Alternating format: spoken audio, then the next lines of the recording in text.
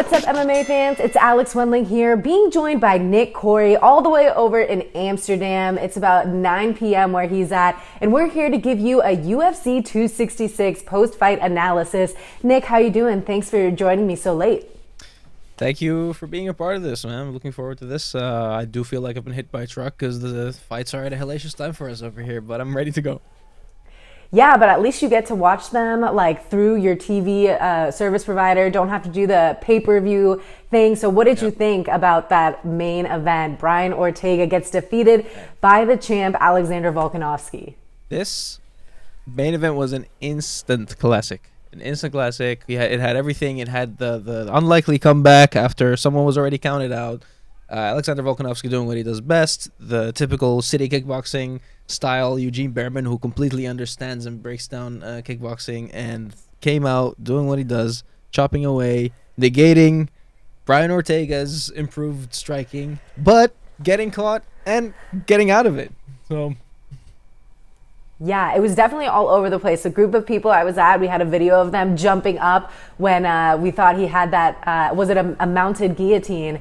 And yes. I think Volkanovski, when you look at how he used to weigh so much and he used to play rugby, you just imagine that when you have those type of muscles, even though he did look a little bit skinnier to me, I don't know if that whole COVID complications ended up having him lose a little bit of muscle, but I feel like if Max Holloway was in the position that Brian Ortega had Alex in, I think that would have been a done deal. He would have had to tap or been put to sleep. Whereas Alex Volkanovski, he got out of it not in the most technical way, but in the more willpower, I'm just going to figure out a way to get through this and escape to retain my championship belt. So I thought that was more a show of how he has that championship heart. And then when you look at Brian Ortega 2.0, you know, we were expecting to see kind of, or at least from my end, I was expecting to see what we saw with Korean Zombie, a little bit more of the elusive stand-up game, the spinning back fists, mixing it up.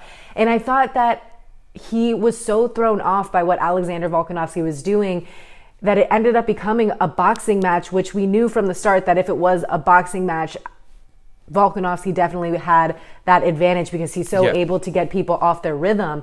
So I think it kind of brought Brian Ortega 2.0 back to his 1.0 days, where his only threat, not only threat, but his prime threat was his jiu-jitsu and grappling game. And I think he kind of went back to that. And the only times that we were scared that Volkanovski was going to lose was when it was those submissions. It wasn't like we were seeing in Korean Zombie where we were getting the spinning back fists and we were like, oh, that's going to knock him out. So I think it was like a little bit of, I think the talent of Volkanovski brought Brian Ortega almost back a step to where we were seeing him before he had adjusted his game that we saw against Korean Zombie. Yeah, so the biggest factor here, I think, Alexander Volkanovski's feinting game, first of all, and his height difference. I think he's still a bit shorter than Korean Zombie. Might have been harder to hit those spinning elbows on him, especially for someone whose striking isn't his natural style. You know, Ortega grew up as a jiu-jitsu specialist. I do think that you're saying you think he lost some weight because of his COVID. I do think he just looked trimmer, more like ripped, more trained. Yeah, you know? I don't know. I feel like when I look at him, he looked stocky, and like in this match, I didn't think he looked like super stocky. Yeah. But he does have to cut the weight to 145. He used to weigh over 200 something pounds. Yeah, it's insane. It's something Joe Rogan always mentions like, at every opportunity he gets. Every time his name, Volkanovski's name gets dropped. So, yeah. But I do think, of course, I think they were anticipating, like the Volkanovski team was anticipating a striking game. And Ortega, you know, a lot of times, like if you beat someone who, Korean Zombie, I think a lot of people expected him to finish Ortega on the feet, you know, because he was that dangerous of a threat. And when you manhandle him like that, like the way Ortega did, you know, you do tend to fall in love with your striking, and you do tend to test yourself and get a bit naive in a way, maybe, against, you know, strikers of that caliber. And Volkanovski just showed why he's next level. And when the going got tough, I expected Brian to have more of a jiu-jitsu game earlier, because especially when you see that he catches him, and he caught him real deep 3 times, Yeah, the guillotine, I think twice, the triangle choke once, really deep, to the point that in the post fight interview, Volk says it was that deep. It was like, fuck, I'm gonna lose my belt deep. And I expect him to go to it earlier. Who knows if he had gone to his jiu-jitsu earlier, been able to like pull guard and lure him in, if he could have finished him early. 100%. And when you think about being a champion, it's the type of thing where you want to be champion for as long as you possibly can. And oftentimes you get champions like Kamaru Usman, who might not be the most exciting champion, but they do what they have to do to win. I thought last night's fight was really exciting, but I think Alexander Volkanovski's game plan is the type of game plan that is scalable for a long period of time, something that he can do for a long time of his career. Whereas Brian Ortega, if he were to have won, can he scale that to a long reign as champion? When you look at his fights with Max Holloway and then Alexander Volkanovski, he's taking such big beatings that it's one of those things where if you're getting hit that much, how long can you possibly do that? Like, we get it, Mexican spirit, you can grind and you can make it through and push yourself through your eyes not being able to see and literally be pulled up to your chair between rounds, which some people honestly thought that the round was going to end between, was it the end of the fourth round or the third round that he had to be pulled up? The end of the third, I thought he was out when he was on his back. Yep.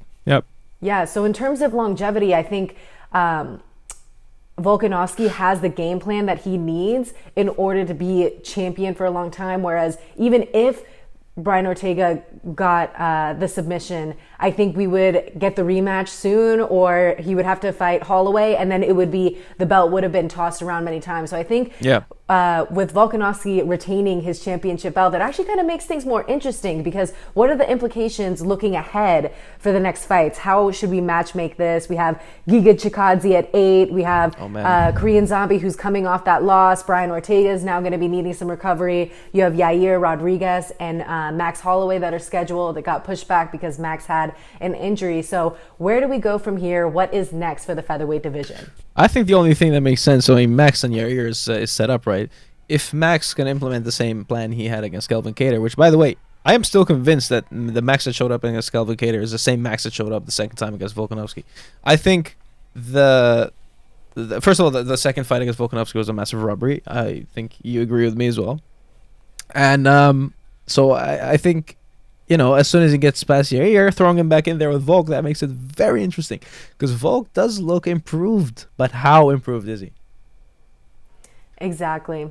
As far as Ortega, I mean, yeah, it's a cliche. Of course, you leave a lot of yourself in there when you go through these wars. And what's next for him? Throw him in there with Calvin. Calvin Kattar is looking for an opponent, isn't he? They both kind of took some pretty heavy beatings. I remember Max Holloway, he set a record in the fight with Calvin Kattar. I can't remember off the top of my head what it was. I guess like the number of strikes or significant strikes was just like so high. It was like honestly one of those fights where it was like the amount of damage that Calvin took was like almost the equivalent of being like in a car crash. How bad it was. So luckily he is, with the New England cartel, and they've been working on their game. And I think coming off of this last for T-City, that could be a very fun matchup for them to do. Definitely going to be in 2022. Everyone needs to heal up. So in terms, I know we didn't talk about this in the rundown, but we have Max Holloway and Yair Rodriguez. Would the winner of that potentially be for Alexander Volkanovski coming next? Or do you think, where can the champ really go from here? There are a bunch of options, but I think we've exhausted Max a little bit, but it's also something that the fans want to see. Yeah, it's something that makes sense. And Yair, I mean, he's still I don't know why, though, but because he's been that inactive. He hasn't fought in 2.5 years, I think. He's still at number 3, so he beats Max right there. He might take the number 2 spot from Brian Ortega. He puts him straight in a spot to fight for the title. But the one big thing we're forgetting here, and I don't know if you've caught this morning, is that Conor has been chirping, of course, after every big fight. He has to make it about himself. Chirping at Volkanovski not being worthy and, wanting to go back down to 145. And Volk's entertaining it. Says, well, come down. We'll be a fun scrap. Maybe it's payday and red panty night for Volkanovski. Yeah, so did he say that Volkanovski would go up in weight or Conor would go down to featherweight? No, Conor. He's telling. Well, Conor would go down. He says he's fancying himself at 145, and honestly, I think that's the right thing to do for Conor. Yeah. But again, I don't see him doing much against Volk at this point. Yeah, definitely some interesting stuff there. And now we head on to the co-main event where we had your girl, Lord Murphy, who says she's a really hard head, never bleeds. The people from Bookie AG who were betting on blood being drawn didn't get any luck with the co-main event. The main event they did, though. Brian Ortega definitely had some blood, and I think Volk had one under his eye. So there was some blood there. And one on the top of his head. Yeah. So what was your biggest takeaways for the co-main event? Valentina defeating Lauren Murphy by TKO in the 4th round. I mean, I feel bad for my girl, but it would have been one of the biggest upsets in women's history. I think more over Holm. Was it Holm Rousey? That was the huge upset. Oh yeah, I was literally thinking that if she actually won, that would just be the equivalent of probably even more, honestly, because what is it? Valentina's mom is the president of the Muay Thai corporation or whatever, and all that. So it's okay. So obviously, first of all, I want to say Valentina Shevchenko is probably technically the best striker amongst men and women in the UFC. Is a bold statement, maybe. Let's say top 3, right? And I think she should be made the poster woman of the UFC to promote all over the world, even to casual fans, because especially the combat sports, it sets aside. It's so completely different when you look at women's combat sports versus other sports. If you compare women's sports in terms of the attention it gets, because what you get is still a high level fight between two people. It doesn't matter what the gender is. What she's managing to do, I mean, can you name anyone who's technically a better striker than her in both men and women? No, I can't. And I remember seeing a tweet from Casey Laydon. He said stop saying regardless of gender when you're talking about best champions. Stop deciphering it just because she is just one of the best strikers. You don't have to say even regardless of gender. Yeah, no, exactly. So that's what I think should be promoted to the casual fan, especially because that draws in a big audience. Because I watch the fights with a lot of really casual people, and they used to say they used to think especially years ago, that these women fights were just being put on there just to be put on there, right? But when they see someone like Valentina Shevchenko after they've watched prelims of insanely great fights, great fighters and stuff, you can see the difference. The 3-piece combinations, the spinning kicks, the speed and accuracy at which she throws it, that's any person who doesn't even watch the sport can tell. That's levels above. And she just finished Lauren Murphy, who's never been finished, who's tough as they come, and it wasn't even close. And look, I punted 10. I put 10 on my girl Lauren Murphy, that. Just $10, win 100. It's worth it for someone who I thought, and I was really maybe call me an idiot for this, is physically stronger than Valentina Shevchenko, because she is definitely, I think, physically the most imposing one in the division. So I thought she could, if she could take her down, because here's my thinking. Jennifer Maia won the first round against Valentina Shevchenko. Most people agree unanimously, right? If she could have implemented that and taken her down the same way Maia did, but then done that repeatedly, she could have, if she bagged 3 of those rounds, she wins. That was my thinking. But of course, you're going against, I feel stupid now, yeah.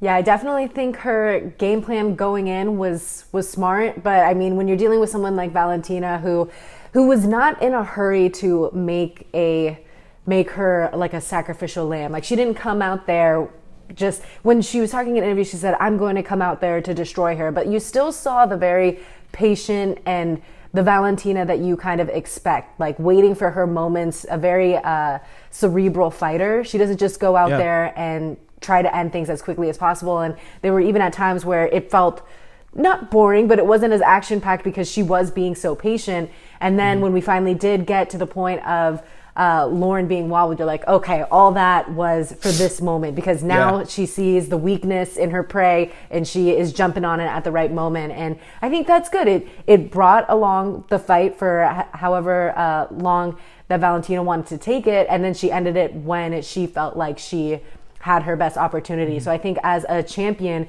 when you know you're going up against someone like Lauren Murphy, who's lucky Lauren Murphy, she's on a 5-fight win streak. She's been studying Valentina and knows that there are holes that other fighters before have exposed. She was playing it smart and she was playing it a little bit slow, which kind of makes me wonder for the future, like if she ever does fight Amanda Nunes, like is that fight going to end up being kind of boring since they're going to be so careful that they don't want to put themselves at risk, because it's just going to be a much more tactical fight. So where do you think Valentina will go from this? Like, is it the type of thing where she should just only be doing super fights from now on, or do you think we could just start rerunning people through the lineup of Valentina's conquered? That's the issue, that the UFC is having right now, because there's a lot of the strawweight division, for example, in the women. That's the only division I think where that's not the case, where just there's this huge talent pool. Anyone can beat anyone. You can redo fights. You can start new ones. You can bring new people in. But this division, she's kind of been through it, and I think the only fight that she really wants is the Amanda Nunes one, which she also feels like she won the second time, and I do as well.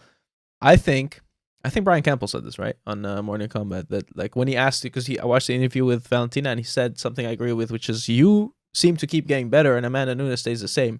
I think the tests that Valentina is going through and the talents that she's beating are of a higher level than the ones that Amanda is beating. But that's what I want to see. Like that's the only one I think that makes sense, unless she wants to go down in weight. Yeah, or instead of going down in weight, what if Zhang Weili, depending on how it goes with the rematch with Rose Namajunas, if she goes up in weight and challenges Valentina, I think that could be another good option. But I think Valentina's such a strong woman. I guess like cutting down to 115 would be not taxing. I think she would still be able to perform, but that just sounds like. Yeah, I don't know how she doesn't look nearly as small as. She already looks like trimmed down at this weight at 125, right? So it's tough. But I'm looking at the rankings right now. I honestly, there's one name that I want to see, who has. This person to me is also one of the most technical strikers, regardless of gender, right? Alexa Grasso. If not, representing Mexico. Oh yeah. So Alexa was known for her boxing, very technical boxing, very quick. Then she faced Macy Barber, and where everyone thought Macy Barber's path to victory is clinching, beating her up against the cage, maybe taking her down. Alexa was the one that did it. Alexa was stronger. Alexa is the one that suddenly added great wrestling into her game. So that is someone I see matching up very well with Valentina, and maybe the only real threat left in that division before she decides to move down. Yeah, and then we did see earlier in the night the win against Sylvia Calvillo. I'm like completely having a brain fart right now. You know the name. Cynthia. Jessica Andrade. Yeah. Yeah, that's one of my favorite fighters around. Yeah. Yeah, so she just obviously put on a good show, but she's lost to Valentina. So we'll see if they can run that back. But for the future of Valentina, we think she's just going to continue running the show there. Up next, we're going to talk about Nick Diaz, the people's main event, versus Robbie Lawler. So now they are officially tied up. Are you in the mood for this trilogy, Nick? You know what? Why not? Why not? They're probably going to have to put it on Triller. No, I hope not. They better not. They better not do that. Although, like in a boxing match, no, it shouldn't happen. No, look, this is great. This is great for people that used to hear about Nick Diaz but never saw him fight. Because, he had, after a 6-year layoff, everyone is always talking about him. And everyone knows Nate because he's been active. He showed what he is made of, but like at 39 years old. To be honest, like, a lot of volume. I don't care if I get hit. I'm just going to hit you. I'm going to hit you with combinations that people don't even teach. Like, he at some point, I think it was even like 4 uppercuts in a row he threw from a long range. All that stuff. And when I saw, I forgot that it was a 5-round fight until it was announced by Bruce Buffer. And I knew, and I had money on the fight not going the distance. It would have doubled up your money, and that worked. No way any of them were going to survive 5 rounds, whether they knock each other out or whether they gas themselves out. Yeah, I definitely thought Robbie Lawler came out swinging, and in the first round, I was really nervous for Nick Diaz. I thought it was going to end up being a knockout on his end, and then we saw Robbie kind of fade out towards the end of the round, and Nick Diaz come out strong with that volume. But it was pretty noticeable with him being older, obviously, but also being at the middleweight weight range instead of welterweight. I thought it was just like noticeable how slow his punches looked. We didn't really get too much action on the ground, which I kind of would have been excited to see where that would have went. But yeah, I thought it was high volume, a good showing. And I thought as soon as Nick felt like it was too much for him, I don't think there was like one specific injury where he was like, oh, like this is, like if it was prime Nick, he would have just kept going. But I think at his age, he just knew that he wanted to call it quits. And when you're such a legend, you can do stuff like that and not have the world hate on you or call you a quitter or anything, because we were just happy to see him get out there and get his paycheck and go home. He skipped the press conference after, something that anyone else probably wouldn't be able to do and get away with. But when you're a staple of the UFC and a Strikeforce welterweight champion, and the reason why so many people even bought the pay-per-view yesterday, you can do that and everyone's still going to love you. So Team Diaz for life, 209.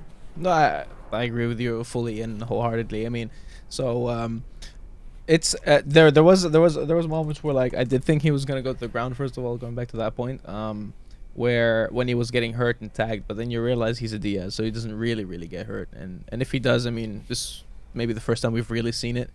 He did give up, maybe. I think like going back to the Brett Okamoto interview, right, where there were people who were having concerns. I was having a little bit kind of concerns about it, but not really, because I do feel like a lot of fighters aren't honest when it comes to that sort of thing, and they have to put on a brave face. But him coming off a 6-year layoff and just randomly being given this rematch, there's no pressure. Like, it's not really like he's realistically going for a title or anything.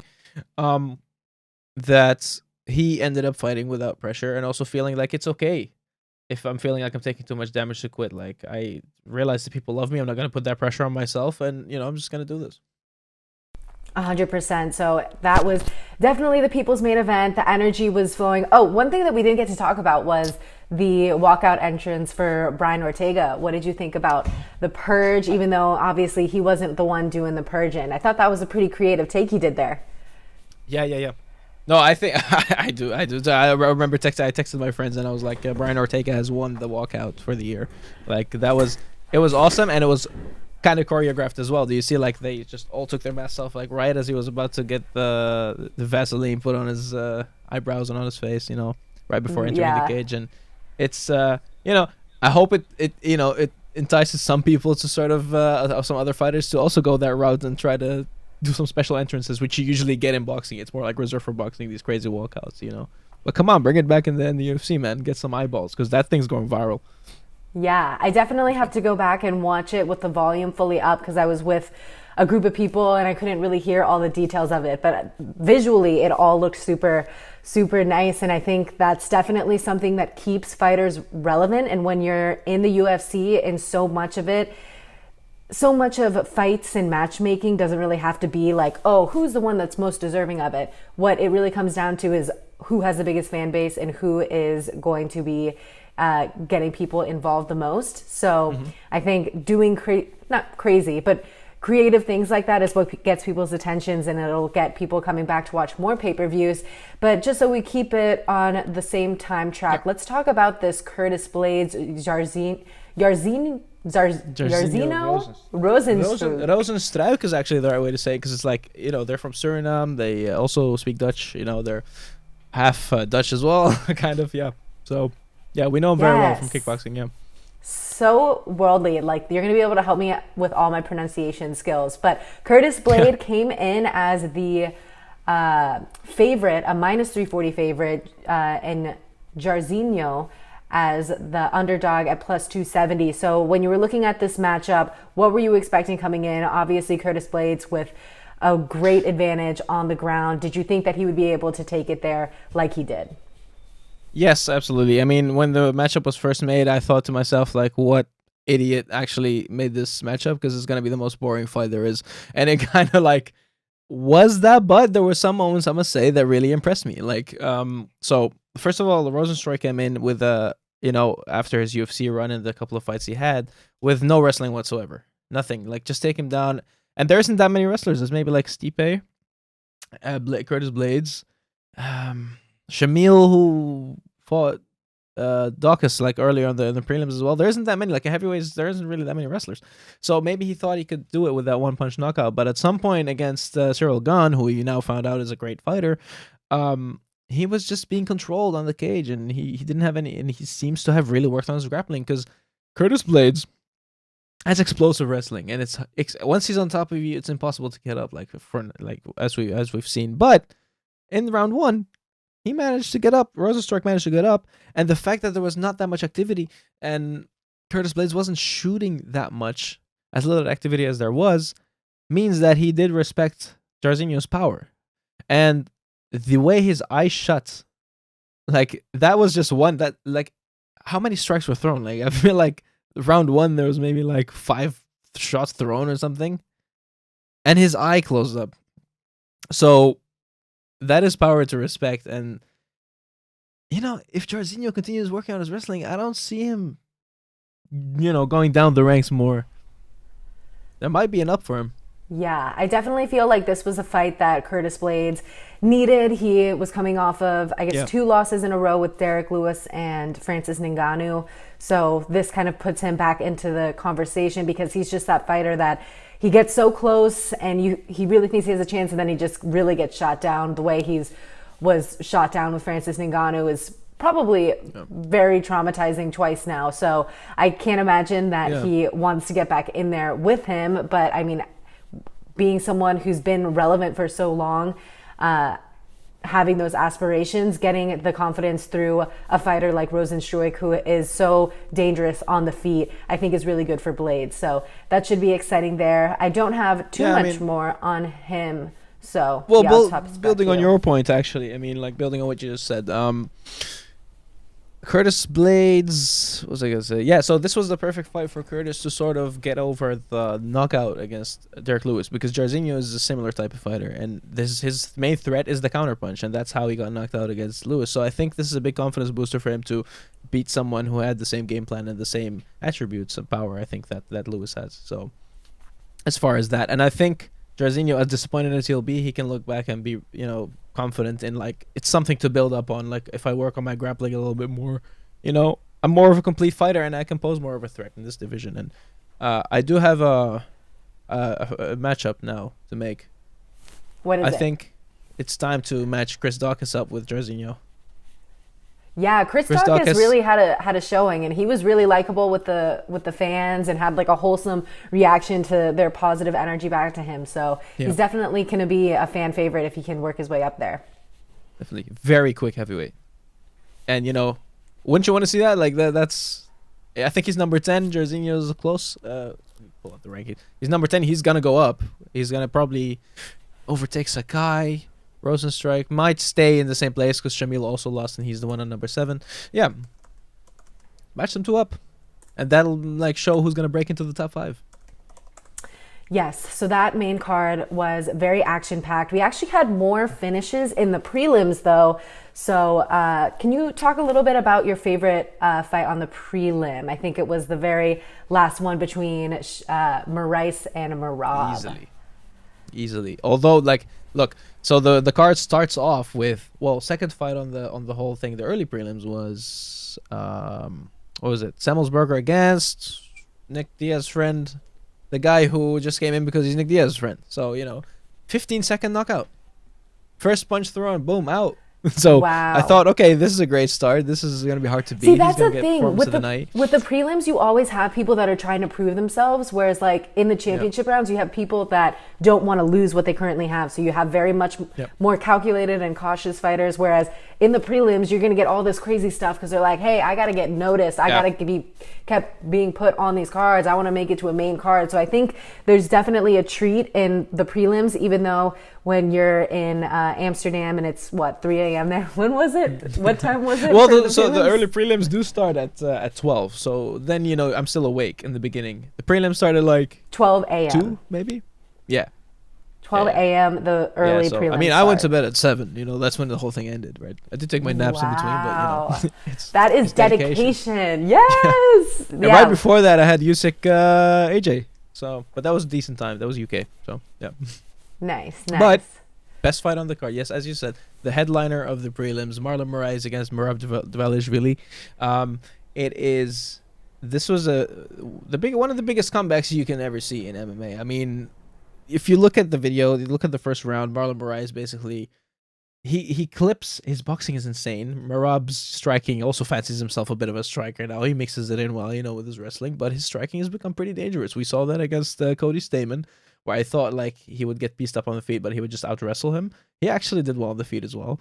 But Marlon Morais is a different animal. At some point, he was in title contention. He beat Jose Aldo. It was a bit like of a controversy. I did think he actually won, and that one he clipped Marab.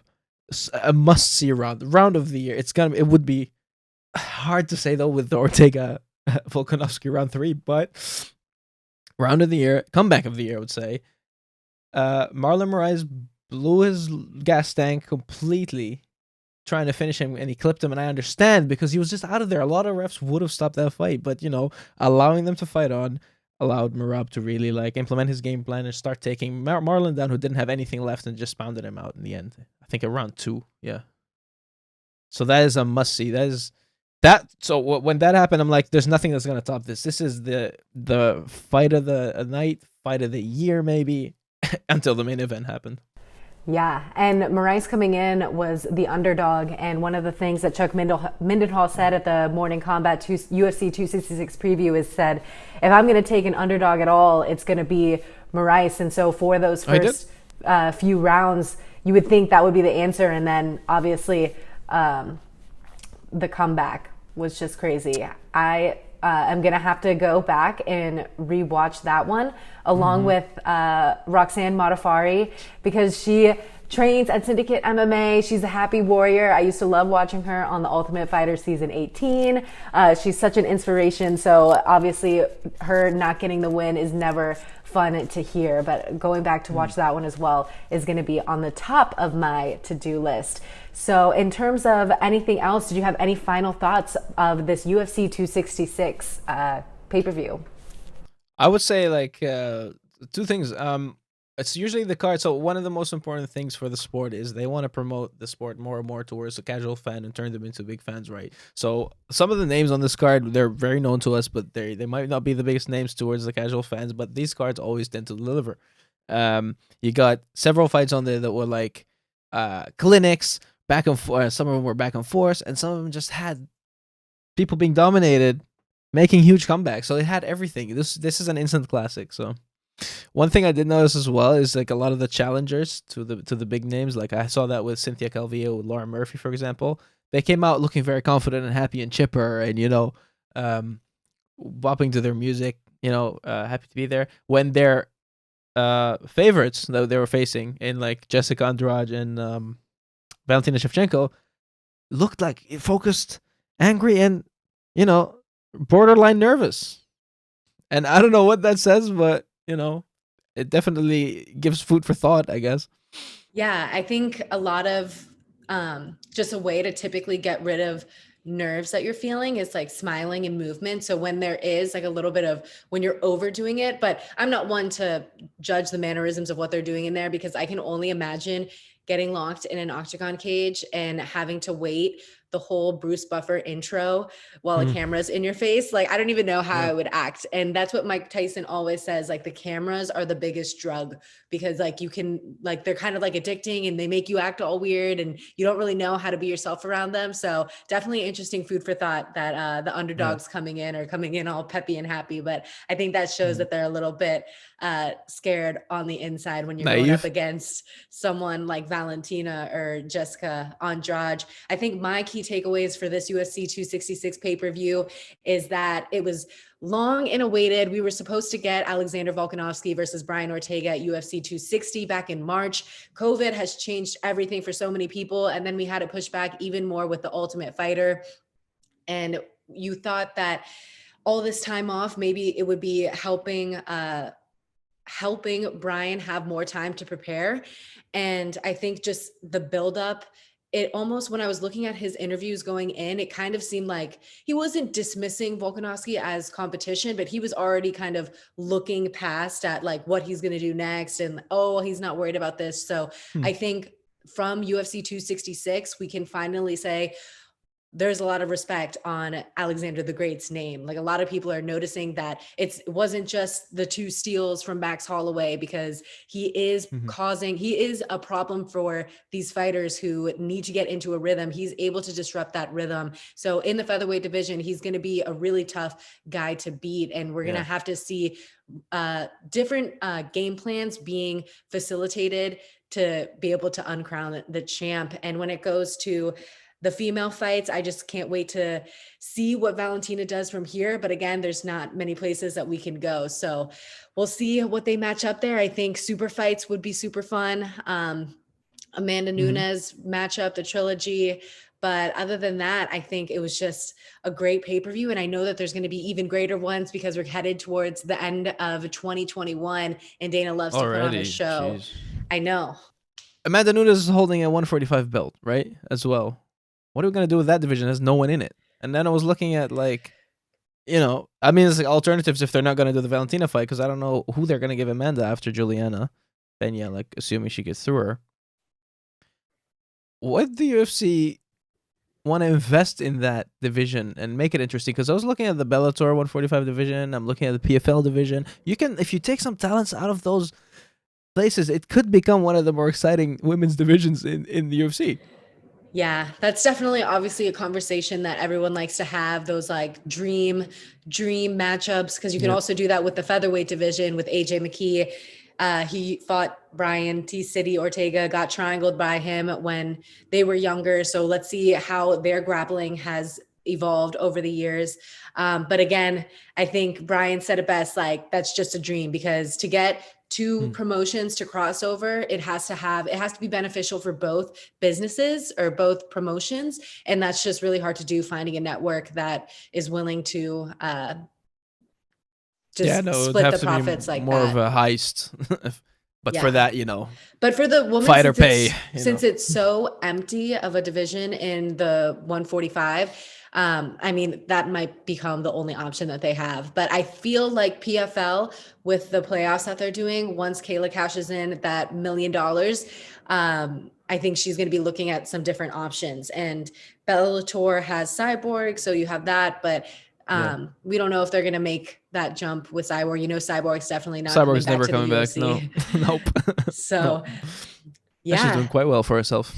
Yeah, so I can't wait until we cover UFC 267. This whole Nick and Alex every pay-per-view is going to become a new thing to our channels. We're going to be mixing it up a little bit. We're still figuring out all the logistics of everything, but we definitely want to give more information about pre-fight analysis along with the best bets to make. This past weekend, you could have booked with MyBookie AG, who did a special deal, the blood bets, where every time a fighter bleeds, that you would get a little bit of a payout. So in this case, we had Volkanovski, Brian Ortega bleed. I don't think the co-main had any blood. You interviewed Lauren Murphy herself. She said it herself, like she's very hard-headed. She bruises, but she doesn't bleed. Yeah. Was this only on the main card, the blood deal? I think the blood bets was only on the main card. So who else did we have? I think Curtis Blades had that bad I don't think he bled. Yeah, it was just shut. And Jorginho didn't bleed. Nick Diaz, Robbie Noah, none of them. Nick Diaz was holding. Nick Diaz ended up bleeding. Yeah, on his nosebleed. Yeah. So plenty of blood bets to be made there, but we also are going to want to take a look at other promotions, maybe PFL, maybe a little bit of Bellator, and give you Nick's the better over here. I'm going to be just the person asking the questions, and maybe we can like have a thing where I'll actually bet with you, because I think it'll be good for me to maybe put $20 on a fight and kind of get the experience that way. Yeah. Yay. Yeah. Yesterday was good. So I'll bet. I have like a group of friends that I used to give picks to, so now I'll share those with you guys. And you know, we win together, we lose together. You know, let's have some fun and find some good underdog spots to make money on too.